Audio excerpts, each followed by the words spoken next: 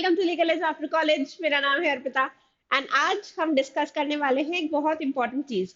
वो है strategy to clear SEBI grade A prelims in 45 days. ध्यान से सुनो मेरी बात। मुझे पता है कि थोड़ी एंजाइटी हो रही है, लग रहा है कि कोई इतना पास आ गया है पेपर, अभी तक पढ़ना शुरू नहीं किया है, हो पाएगा नहीं हो पाएगा।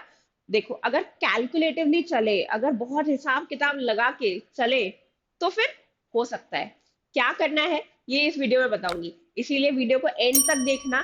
सेबी के ऊपर हम बहुत सारे सेशंस लेकर आने वाले हैं फॉर श्योर। इसीलिए चैनल सब्सक्राइब नहीं किया तो फिर what are you doing guys. अभी चैनल सब्सक्राइब करो एंड वीडियो को लाइक भी कर दो, क्योंकि मुझे पता है ये वीडियो पसंद आएगा तुम्हें।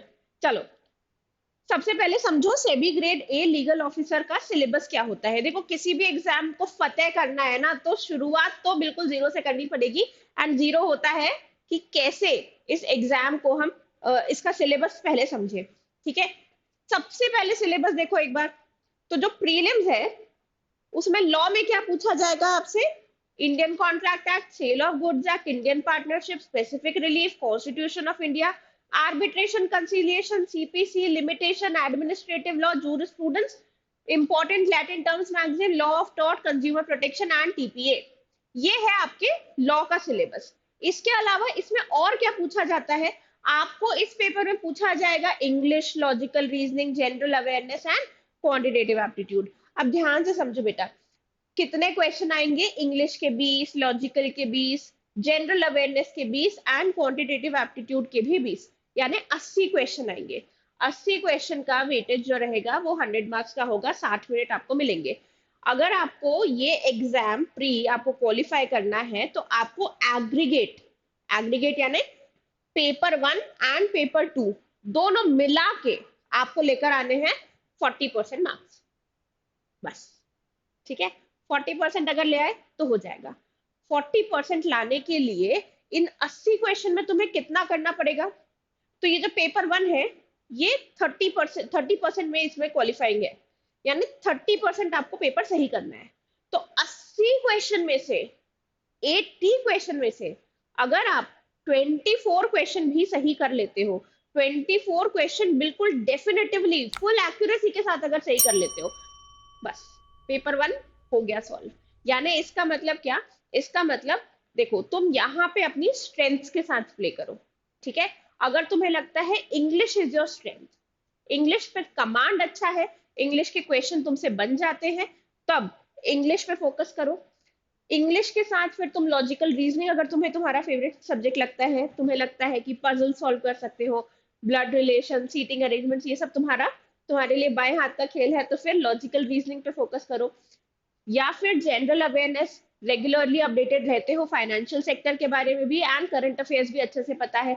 यहाँ पे जनरल अवेयरनेस में करंट अफेयर्स पे हेवीली क्वेश्चन आते हैं, तो उस पे कर लो। या फिर तुम्हें लगता है कि गुणाकार, भागाकार, जोड़ना, घटाना ये तुम्हारे बाएं हाथ का खेल है, तो क्वांट पे फोकस कर लो।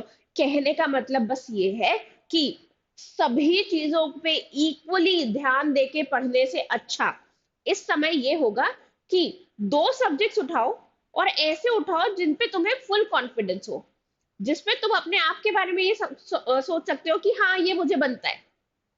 ऐसे 2 सब्जेक्ट्स उठाओ एंड उनके क्वेश्चन प्रैक्टिस करो।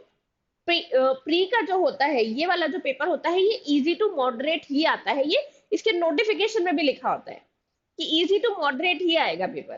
तो अगर इजी टू मॉडरेट ही आएगा तो फिर अपनी स्ट्रेंथ पे प्ले करो एंड 24 क्वेश्चन ही सॉल्व करके नहीं आने हैं। ठीक है, क्योंकि तुम्हें एग्रीगेट टोटल कितना चाहिए? टोटल आपको चाहिए कम से कम 40% मार्क्स, पेपर 1 पेपर 2 मिला के। तो अगर थोड़े से मार्क्स यहाँ ज्यादा लेकर आ जाते हो, ये वाला पार्ट इजी होता है, थोड़े से ज्यादा मार्क्स यहाँ अगर लेकर आ जाते हो तो फिर सेकेंड पेपर पे बहुत ज्यादा लोड नहीं लेना पड़ेगा, है ना। तो इसीलिए एम करो कि 80 में से 30 क्वेश्चन तुम सही करके आ पाओ। ठीक है, इसके बाद सेकेंड देखो, पेपर 2 जो है उसमें क्या आएगा? आपसे 50 एमसीक्यू के क्वेश्चन पूछे जाएंगे, 100 मार्क्स का क्वेश्चन रहेगा। अब यहाँ पे आपको 40% सही करना है ना। 40% सही करना है, तो आप मान के चलो कि आप 50 में से, अगर आप 50 में से 20 क्वेश्चन सही कर देते हो तो सही है ना। पर तुम 20 नहीं। सिलेबस देखो, सिलेबस इसका आसान है। अभी हमने देखा था ना कि इसमें क्या पूछा जाता है ना। आसान सब्जेक्ट आते हैं, टीपीए तुमने पढ़ा हुआ है, ठीक है, टॉट्स तुमको आता है, आईसीए, ये आईसीए पार्टनरशिप्स होगा, ये सब छोटे छोटे से एक्ट्स है, ये सब तो बहुत आसानी से बन जाएंगे तुमसे। तो यहाँ पे भी टारगेट थोड़ा सा हाई रखो, हाई टारगेट रहेगा तो नेगेटिव मार्किंग सब करके टोटल 40% आना चाहिए, तो उस चीज का ध्यान रखते हुए पेपर अटेम्प्ट करना। दूसरी चीज, ये सोच के कि मुझे तो सब आता है, सब आता है, सब आता है, सारे क्वेश्चंस मत करके आना, ये गलती होगी। यहाँ पे तुम्हें सिर्फ क्वालिफाई करना है, you only need to qualify. यहाँ पे तुम अगर फुल मार्क्स भी लेकर आ रहे हो तो वो किसी काम के नहीं है, तुम्हें सिर्फ क्वालिफाइंग पे फोकस करना है। Which is why do not try to solve each and every question, कि टाइम बहुत बचा हुआ है, खाली बैठे हुए हैं कर रहे हैं, ये मत करना, ठीक है। And this is how you will solve this. एक और अच्छी चीज बताऊं, सबसे अच्छी चीज पता है सेबी के बारे में क्या है? Unlike other banking and regulatory exam, this gives you a definitive syllabus, proper syllabus दिया हुआ है। सिलेबस में ये भी बताया हुआ है तुम्हें कि किस पार्ट से कितने सवाल आएंगे, कॉन्स्टिट्यूशन में तुम्हें कौन से पार्ट पढ़ना है वो भी बताया है, कॉन्स्टिट्यूशन कितना वेटेज रखेगा वो भी बताया है, सिविल सब्जेक्ट्स कितना वेटेज रखेंगे वो भी बताया हुआ है, यानी हर चीज प्रॉपरली बताई हुई है। तो तुम वहां पे भी परम्यूटेशन कॉम्बिनेशन बैठा के ये कर सकते हो। जैसे फॉर एग्जाम्पल, क्या तुम्हें पेपर 2 के लिए सीपीसी पढ़ना ही पड़ेगा? सीपीसी इतना बल्कि एक्ट है, क्या पढ़ना ही पड़ेगा? बिल्कुल नहीं। अगर तुम बाकी सब्जेक्ट से फोकस कर रहे हो, ठीक से फोकस कर रहे हो, तो सीपीसी पढ़ने की जरूरत नहीं पड़ेगी, ठीक है।